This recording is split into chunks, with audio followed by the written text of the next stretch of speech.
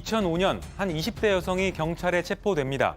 남편을 수면제로 잠재워 실명시킨 뒤에 끓는 물을 부어 살해하고 사고인 것처럼 속여서 총 2억 8천만 원의 보험금을 타냈습니다. 주변 지인들은 이 여성이 외모, 목소리, 성격까지 천사 같아서 어디 하나 빠지는 곳이 없었다 이렇게 기억을 했는데요. 이 여성이 바로 이른바 엄여인 보험살인 사건의 범인 엄인숙입니다. 충격적인 사실은 여기서 그치지 않는데요. 엄인숙은 재혼한 남편도 실명시킨 뒤 보험금 3,900만 원을 타냅니다.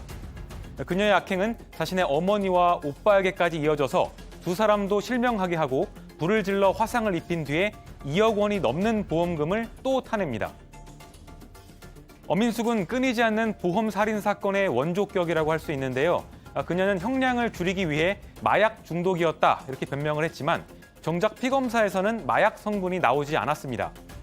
적용된 죄목은 10가지, 범죄 행위만 24건이 발각돼서 무기징역을 선고받고 형을 살고 있는 엄인숙.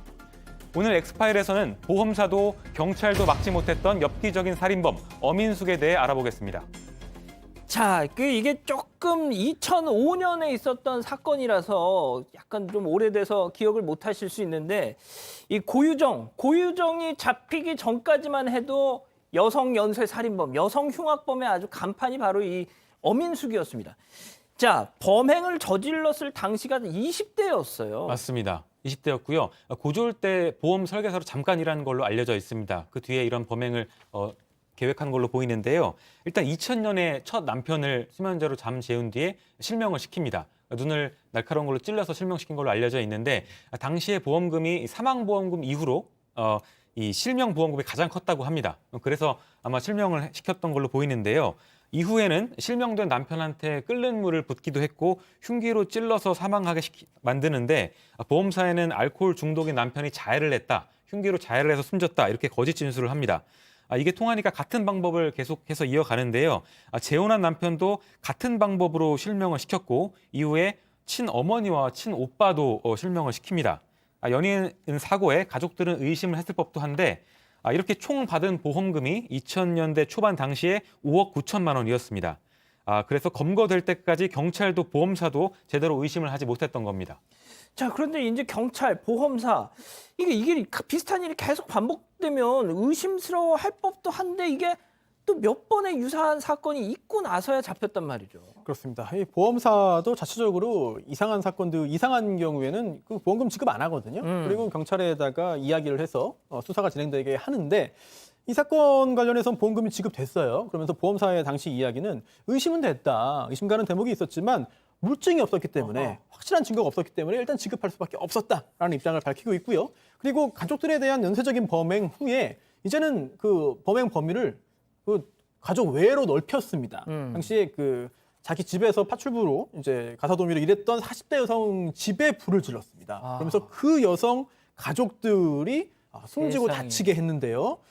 그리고 또 이렇게 다쳤으니까 병원에 입원해 있을 거 아니에요. 예. 그 병원에 또 들어갔어요. 아이고야. 그래서 그 병원에 불을 지르려고 했습니다. 세상에. 그러다가 잡힌 거거든요. 와.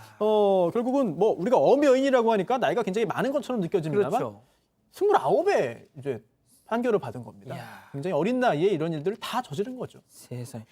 제가 그 수습 기자 시절에 이 사건이어서 제가 기억을 하는데 양 변호사님 진짜 이게 처음에 그때 마약에 빠져서 범행을 했다 이렇게 진술을 해가지고 당시 이 기사 제목 같은 거 찾아보면 마약 주고 보험금 노리고 뭐 가족들 뭐 살해 뭐 눈 실명캐 뭐 이런 제목이었고 근데 그게 아니었어요. 아니었어요. 근데 왜 그런 보도들이 나오게 됐냐면 이 엄여인이 처음에 이제 자기 가족들을 해친 다음에 집에 불까지 저질렀잖아요. 이유가 뭐냐 도대체 이해가 안 가니까 이게 일상적인 상황이 너무 아니니까. 근데 마약 값이 급해서 아파트를 식구들 몰래 팔았다가 그게 또 돈 이사 갈 때가 되니까 들통날 것 같아서 불을 질렀다라고 했고 그렇게 불을 지르고 나니까 집이 없잖아요. 그래서 원래 이제 일하던 파출부 집에 얹혀 살고 있었는데 그때는 또 마약이 너무 심각하게 중독이 있어서 뭐 자기 숨진 딸의 환상을 봤다 이런 식의 어떤 정서불안을 호소했다는 건데 이 여인의 진술이 아마도 경찰조차도 믿을 만큼 그렇게 좀 호소력이 또 있었던 모양이에요. 그리고 또 한 가지는 그렇지 않고서 이거 마약 때문이 아니고서 어떻게 이렇게 끔찍한 범죄를 그렇죠. 잇따라 저질러라고 믿었기 때문에 일단 경찰도 수사를 그렇게 했고 언론의 기자들도 그거를 고스란히 믿고 그렇게 보도가 났던 겁니다. 예. 자, 교수님이 이 사건이 벌어졌을 당시 이제 이 어떤 관련 프로그램에서 직접 또 인터뷰도 하신 적이 있었어요. 자, 교수님. 이게 지금 뭐 양 변호사님도 말씀하셨지만 이게 정상적인 경찰도 차마 의심을 못할 정도로 이게 정상적인 상황이 아니지 않습니까, 이거? 그렇죠. 우리의 전통적인 가족이라는 것의 가치관에 이제 비추어 보면 이렇게 이제 가족을 전부 몰살시키는데 배우자뿐만 아니라 심지어는 본인의 친모와 무슨 그러니까요. 남동생과 전부 실명시키고. 또 보십시오, 저거. 네, 그렇기 때문에 피해자가 한둘이 아니고 이런 이제 사건이 과연 한 번이라도 있었는지 지금 기억이 나지 않고요. 고유정도 결국은 지금 뭐 전 남편에 대한 그 사건만 입증이 됐잖아요. 예. 그렇기 때문에 사실은 피해자가 이렇게 여러 명인 사건을 제가 본 적이 없는데 문제는 이제 뭐 여러 가지로 그 이후에 이제 이 사례가 여성 사이코패스 연구를 하는데 굉장히 뭐 나름 의미 있는 케이스로 많이 인용이 되고 사실 있거든요. 예. 그렇기 때문에 이제 그런 차원에서 보면 사실은 반사회성 인격 장애 중에 25% 정도가 사이코패스인데 여성 사이코패스는 사실 국내에서 별로 발견된 적이 없어요. 그런데 지금 엄여인 사건은 전형성을 보인다. 이런 것들이 이제 전문가들의 공통된 입장이죠. 예. 네. 사이코패스 진단 지수를 국내에 도입해서 개발하신 또 주인공이 우리 교수님이시잖아요.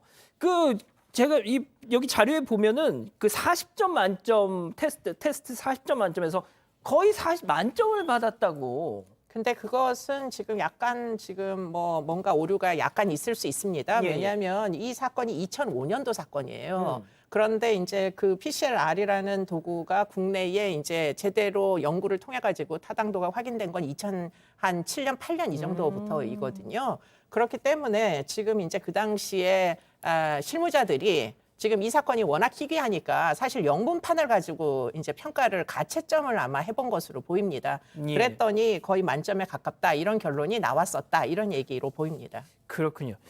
자, 양 변호사님, 그러면 우리나라 저번에 누굽니까 강윤성 때도 저희가 한번 소개해드린 적이 있었는데, 그럼 우리나라 강력범죄자들 중에서 이 사이코패스 판정을 받은 이 흉악범 뭐 좀 마무리해 주시죠. 2007년 이후로 판정을 받은 사람들로 보입니다. 그 중에서는 40점 만점이라고 그랬지 않습니까? 유영철이 37점으로 가장 높다라고 하고요.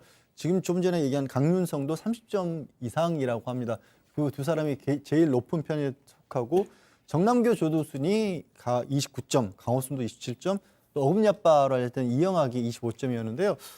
세무녀 살해범 김태현이라든가 아까 예로 들었던 고유정 같은 경우는 또 사이코패스는 아닌 걸로 그렇게 진단이 됐습니다. 그렇군요. 알겠습니다.